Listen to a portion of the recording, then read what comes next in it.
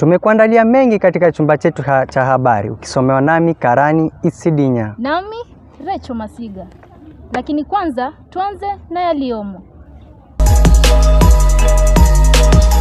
Mgomo wa wahadhiri wa vyuo vikuu waendelea kwa wiki ya 3 sasa.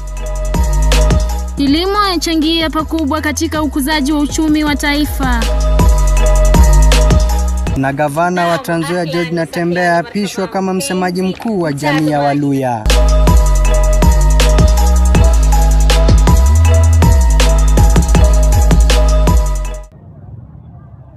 Karibu.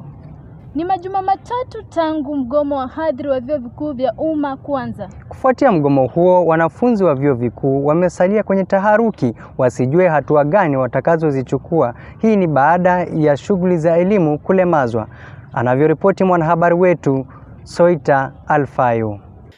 Kimya kingi na madarasa matupu ndiyo taswira kamili katika vyuo vikuu vya umma kote nchini kwa muda wiki 3 sasa tangu wahadhiri wa vyuo hivyo kugoma, huku wakisisitiza kwamba watarejea kazini tu pindi serikali itakapolipa malimbikizi yote ya shilingi bilioni 7.9.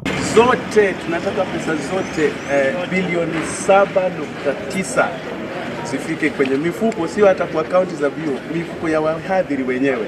Licha ya serikali kulipa shilingi bilioni 2.5 kwa vyuo vikuu,